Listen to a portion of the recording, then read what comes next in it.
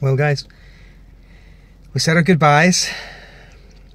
I'm driving up to the airport. I've stopped at a Walmart because I'm classy like that, and that's the kind of gifts I buy for my wife. This is really emotional for me. I got to meet people that I really liked and respected. Didn't agree with in many, on many issues, but still really liked and respected. And I got to meet them. Got to do a thing that we all thought was really important, and we just did so much good there. I mean, to see the whole Watchtower Society fold up for 47 people and a bunch of signs, to see them, pathetically putting on the hoses, on the sprinklers to try to scare us away, which they could control, by the way. Most of the time they just turned on their own property, but if we got too close, they actually did a full 360 and just went on the road. They hit the cameraman, hit his camera. It's one of those big red cameras, they cost like $10,000. Oh, sorry, it's loud. So they were just dickish about the whole thing, not polite. But we had so many wonderful opportunities. Back in the old days, you'd call it fellowship. We did lots of fellowship in the evenings. We had a few drinks. We had meals together. We just talked about our experiences. It was so good. And I said this many times this time, right? That guys, we tend to be too talky. I am. And girls tend to just not. I don't know what it is.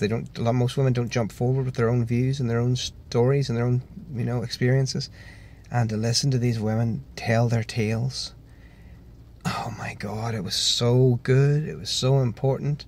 And the more women set up YouTube channels and start becoming activists, do activity, the more women do that, the better. Because, I always say people kind of like, oh Neil, you must have had a really sad story. And I suppose I think my story's pretty sad, but I'm really lucky compared to most people.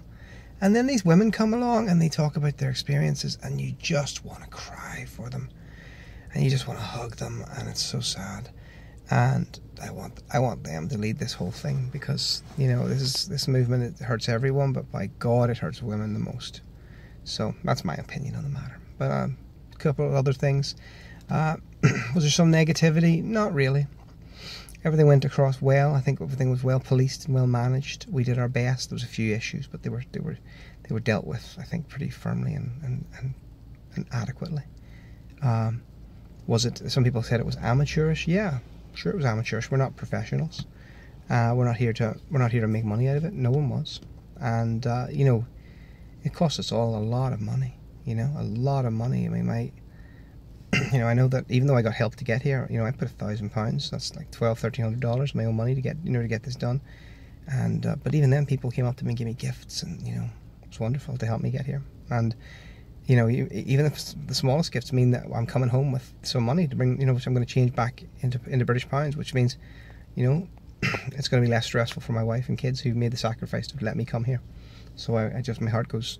I'm just so grateful. I'll not stay much longer. I want to wrap this up, but I'm so proud of everybody, so happy, particularly the guy who came, even though he was never a JW, just to support his fiance. I like you, man. I like you. I met the ex-JW with all the tattoos, and the MMA guy.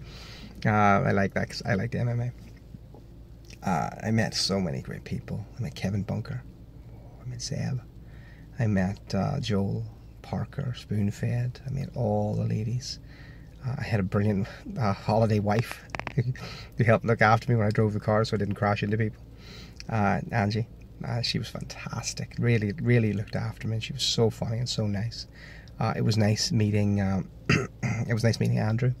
Andrew doesn't watch my videos, but I'm going to say it anyway, Andrew, because it was nice meeting you, and you deserve the credit. It was a cool trip, all in all. Just so emotional and so much to sort of take in and deal with. Then at the end of the day, when it was all over, those of you who have stayed, you get the best part of this video. We were all packing up, having breakfast, the continental breakfast, which was not good. And we were having that in the hotel. And there was like African families, maybe 2 or 3, and they were all dressed up, and they were like wandering around, and we were just talking about everything we did, putting the sprinklers on us, our XJW signs. Many of us, including me, had our XJW badges on our coats. you know, or a big JW.org and a red line through it, you know, so much like that kind of stuff. And we were just talking away. Then we all realised that when we saw the boys come down, the boys were all wearing suits. Every one of them. Even the kids. And young kids, you know. And then we went, whoa, they're Jehovah's Witnesses. They're going to Warwick. And no, again, I was damn pussy, so I didn't ask them, but somebody did. And we went and we did witnessing to these like 3 families. And we talked to them, we told them all about it.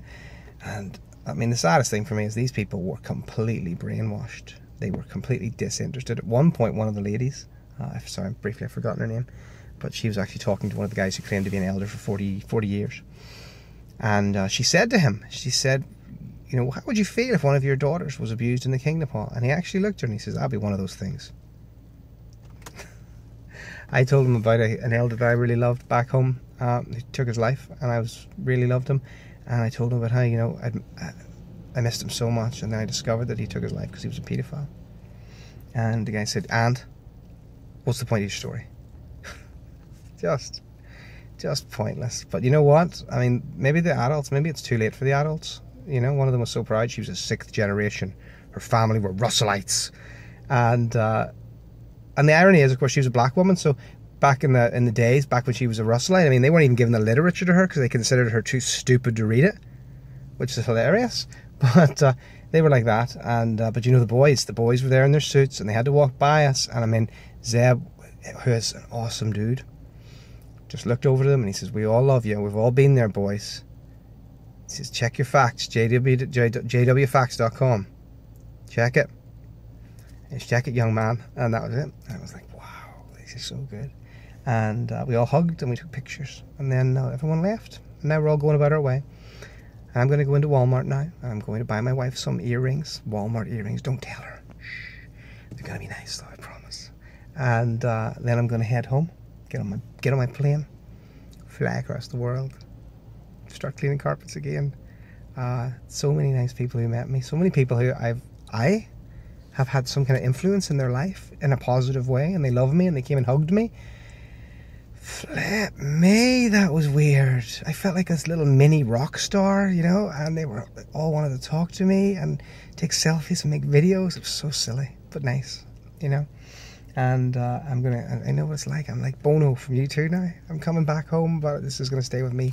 It's going to be a bit of my heart forever. So much. I love America so much. It's going to be my new favourite place, America. I'm coming back as soon as I can with my family. And you know what I'm going to do when I get home? I've already started making arrangements. We're going to do this at the District Assembly in July.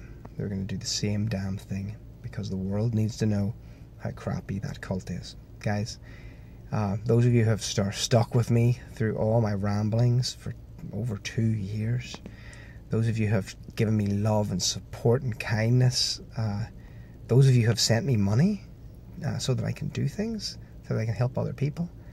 And it's not about the Patreon account. I don't give a shit about that anymore.